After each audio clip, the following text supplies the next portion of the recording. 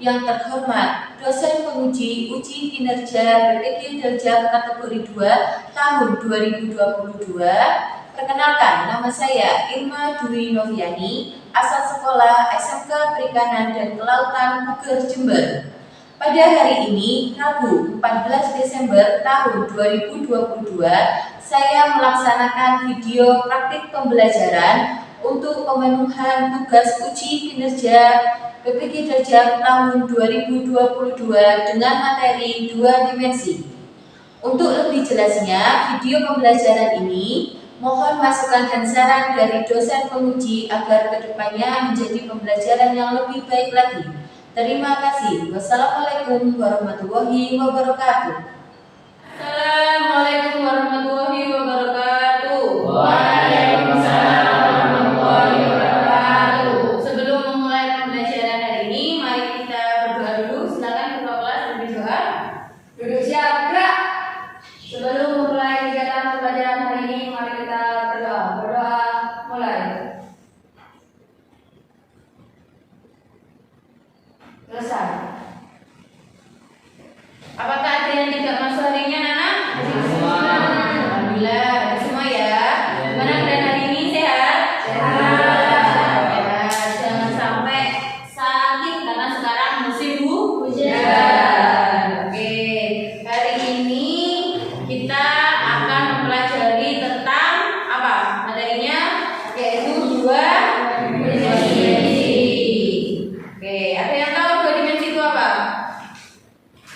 Ya tahu? Gambar, ayo kita gambar yang ya, gambar yang memiliki panjang dan lebar.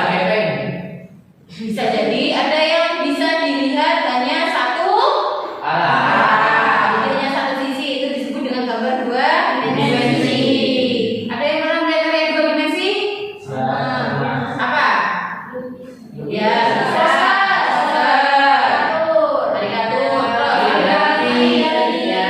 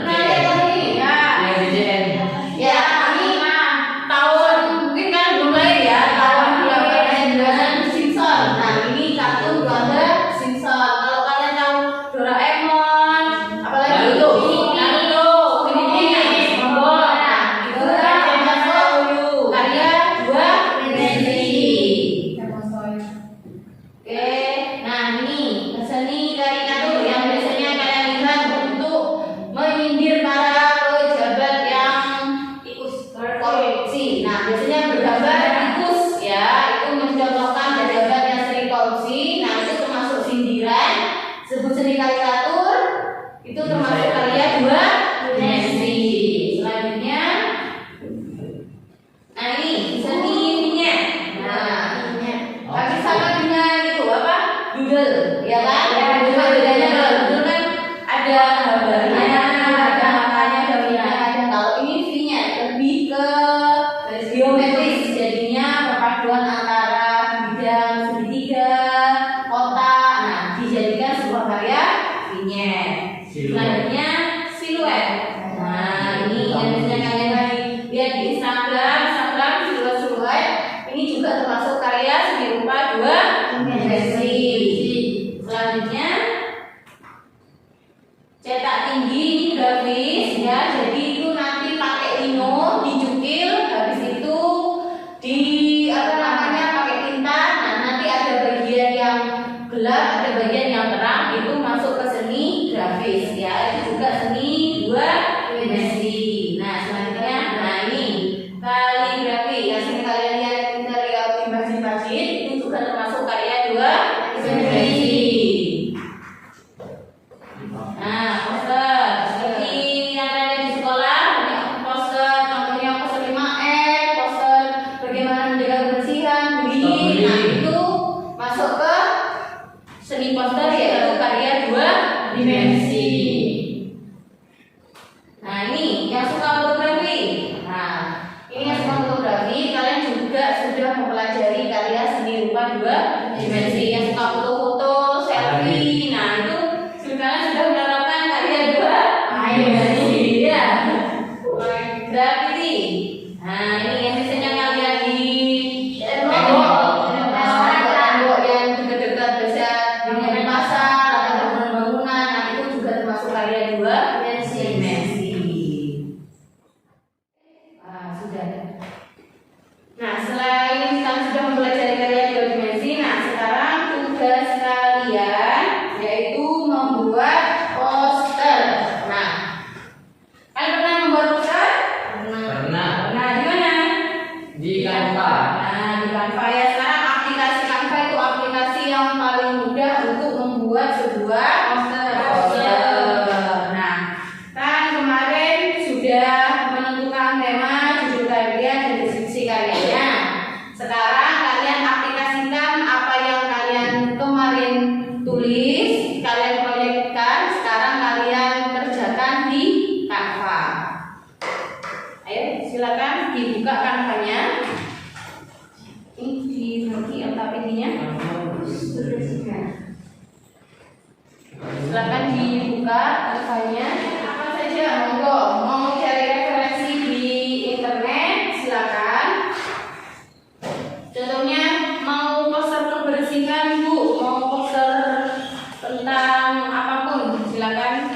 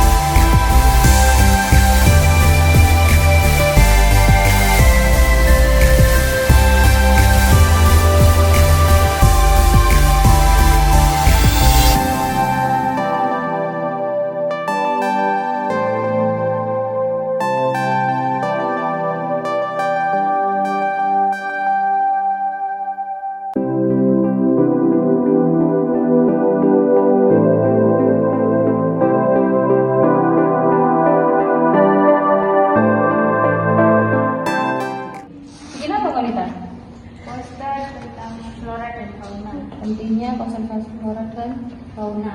Coba ke bawah. Mungkin tulisannya terlalu banyak, jadi ambil yang yang penting-penting saja. Ya, kayak konservasi flora. Ambil yang mana yang mau ditonjolkan, jadinya yang tidak terlalu penting dihapus saja, biar tidak terlalu banyak tulisan di pesannya.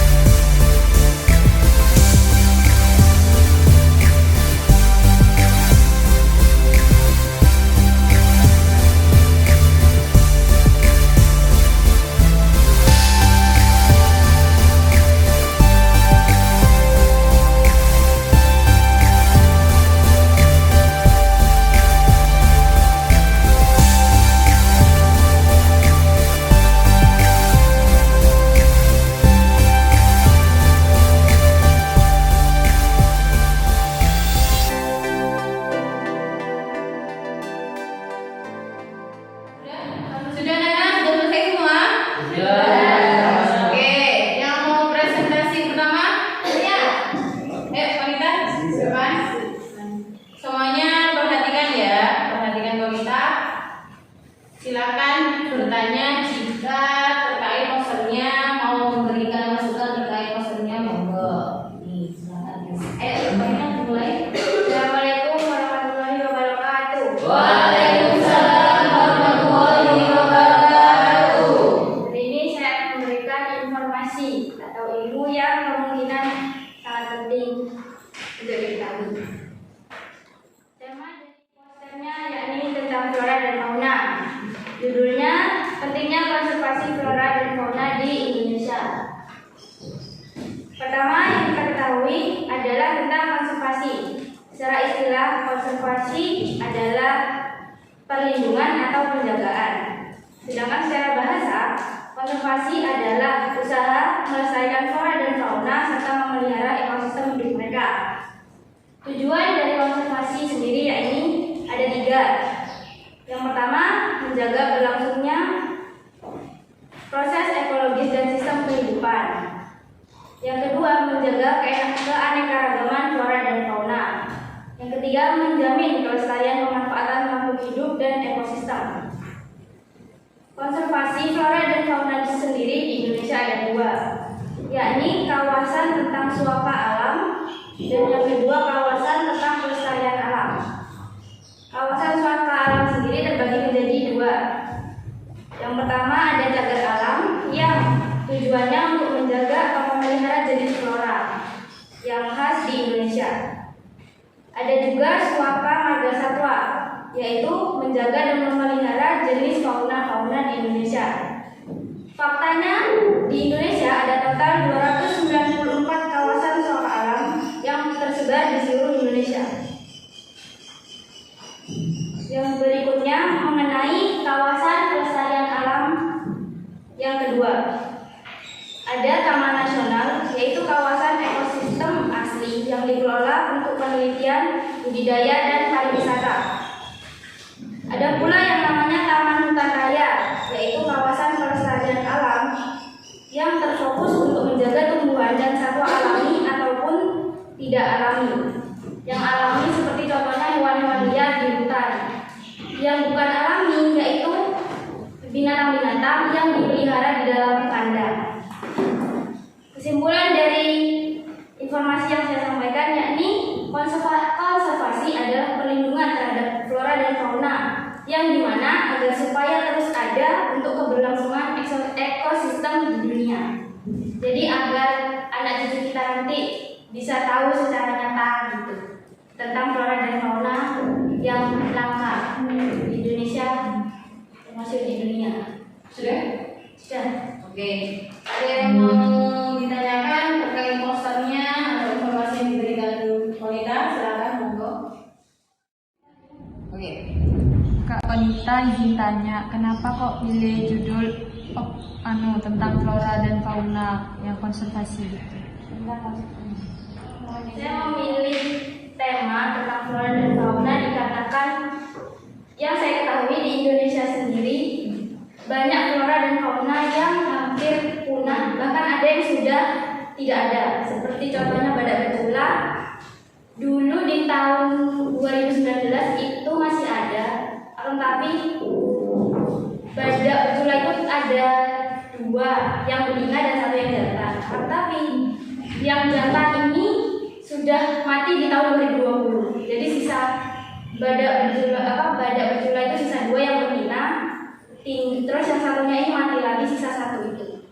Terus ada tentang Rafflesia arnoldi, sekarang sudah jarang, susah banget ditemuin. Jadi harus ada kesadaran seluruh masyarakat untuk konservasi atau perlindungan terhadap flora dan fauna selama di Indonesia. Sudah jelas? Oke. Ada lagi? Ya. Kan tadi kamu bilang kalau flora dan fauna itu semakin hari semakin langka, apalagi faunanya. Nah, faunanya itu misal komodo di Flores itu kan cuman hewan yang ada di Indonesia satu-satunya kan. Maksudnya di negara lain belum tentu ada. Nah, gimana sih cara kita untuk tetap melestarikan komodo itu? Kan komodo itu jadi apa ya, Kak, khasnya Indonesia gitu loh. Gimana caranya kamu? Sudah. Mohon izin menjawab untuk pertanyaan yang tadi. Cara perlindungan komodo sendiri bisa melalui poster yang saya buat ini dan juga seperti sosialisasi terhadap masyarakat melalui media sosial juga akan lebih cepat untuk penyebarannya. Untuk penyebarannya di masyarakat. Gitu.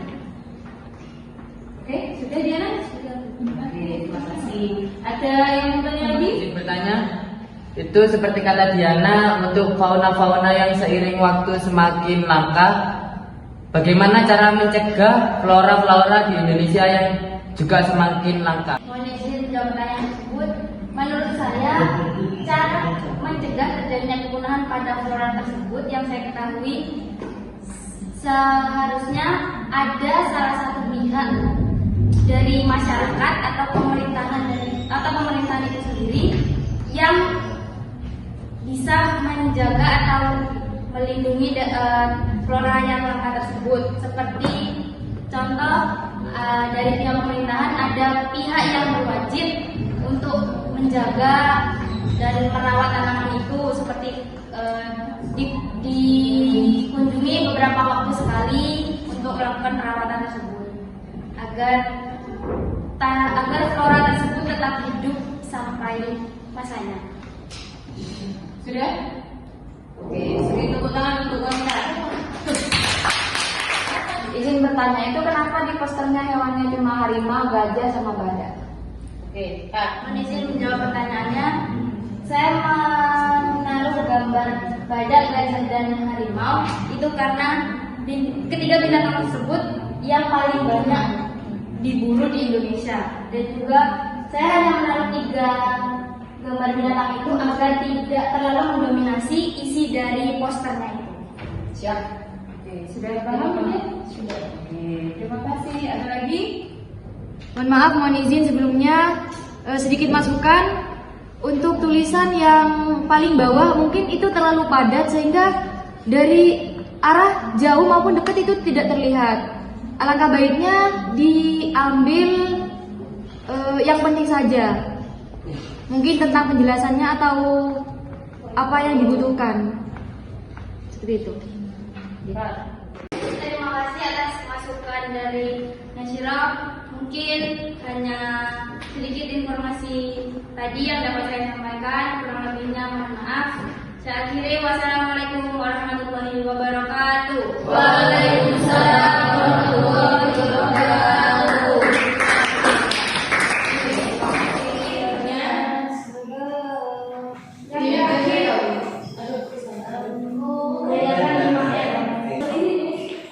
Sudah? Oke, yang lainnya diam ya. Oke, Adin Amirul Mukmin. Mukmin. Ayo, Mel, Amrita, jalan. Oke. Sudah, monggo. Assalamualaikum. Haleluya. Assalamualaikum warahmatullahi wabarakatuh. Waalaikumsalam warahmatullahi wabarakatuh. Ayo, yang lain perhatikan. Iya. Nama saya Sanjani.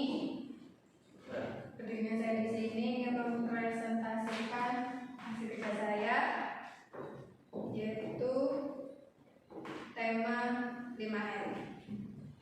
Judul karya Budaya 5R, deskripsi karya tentang budaya 5R dalam kehidupan sehari-hari, mengingatkan tentang apa itu rajin, rawat, bersih, rapi, dan khas. Mengingatkan tentang melanjutkan barang yang dikembalikan ke tempat semula, membersihkan barang yang telah digunakan, ringkas menggunakan barang yang sering digunakan maupun tidak. Oke, sudah. Ada yang mau ditanya? Izin bertanya, kan kamu sendiri itu bikin poster budayakan 5R. Nah, kamu sendiri itu udah menerapkan poster 5R itu sendiri nggak? Mohon izin menjawab pertanyaan dari Diana. Alhamdulillah saya telah menggunakan 5R dalam kehidupan sehari-hari saya karena melakukan kegiatan tersebut karena aktif sekolah. Jadi saya membuat poster ini untuk mensosialisasikan 5R. Puas? Izin bertanya, itu 5R itu lebih wajib diterapkan di mana? Di tempat apa? Contohnya. Oke, Nah, jawab pertanyaan dari Aksa, penerapan 5R itu dilakukan di mana saja?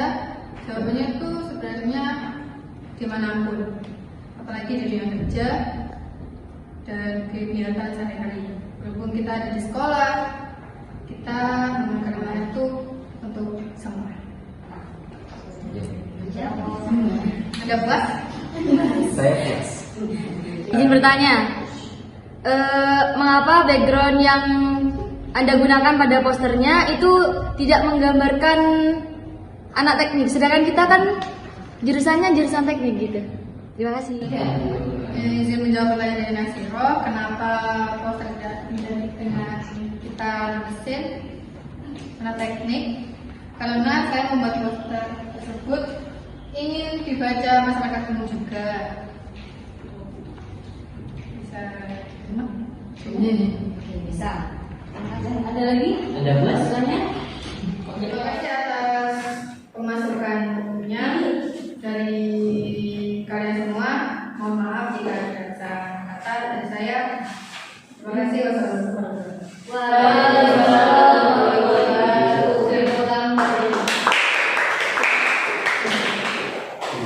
Oke, karena sudah semua presentasi, selanjutnya kita akan mengerjakan asesmen sumatif. Ayo sekarang mengerjakan asesmen sumatif.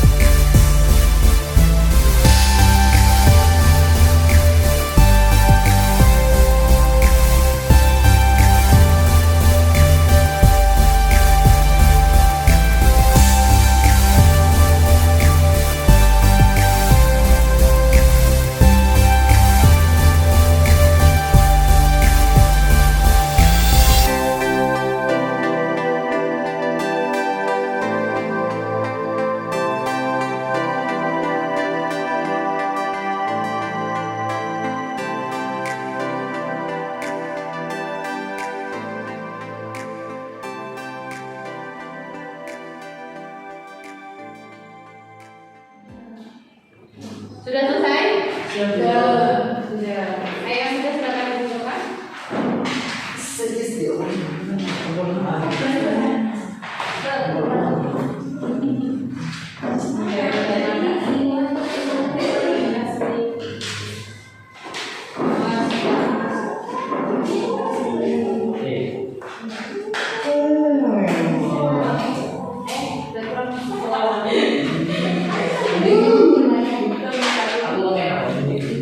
Ya nggak salah apa? Gimana?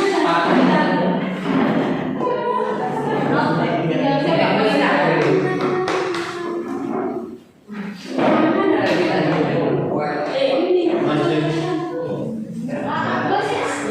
Ini tutup kita belum ya? Ayo kak, tak masuk kak. Setelah itu ya. Oke, karena sudah selesai asesmen selanjutnya, apakah ada yang bisa memberikan kesimpulan dari pembelajaran kita hari ini? Oke, yuk, Novia. Jadi kesimpulannya adalah karya dua dimensi adalah karya yang memiliki panjang dan lebar seperti karikatur, kaligrafi, komik, dan poster. Nah, poster itu juga adalah karya dua dimensi yang dapat memberikan informasi pada orang lain. Sudah. Oke, terima kasih Novia untuk kesimpulannya. Jadi karya dua dimensi itu adalah karya yang memiliki panjang dan lebar. Oke, ada hambatan terkait pembelajaran kita hari ini? Mungkin kesulitan? Tidak ada? Belum. Belum ya. Sudah paham semua ya? Oke, karena sudah paham semua, jangan lupa belajar membuat poster yang lebih baik lagi. Jadi ketika akan memberikan informasi kepada orang lain, kalian bisa menggunakan poster. Jadi jangan sampai salah kata, jangan sampai memberikan informasi yang hoax ya. Sekarang kan musimnya memberikan informasi hoax, jadi jangan sampai kalian terpengaruh atau yang menjadi pembuat berita hoax. Oke, jadi dipilah-pilah informasi yang baik seperti apa, informasi yang hoax itu seperti apa. Oke, terima kasih untuk hari ini. Beri tepuk tangan untuk kalian semua. Nah, karena pembelajarannya waktunya sudah habis, silakan ketua kelas pimpin doa terlebih dahulu. Siap, gerak. Sebelum mengakhiri kegiatan pembelajaran hari ini, mari kita berdoa. Berdoa mulai. Selesai.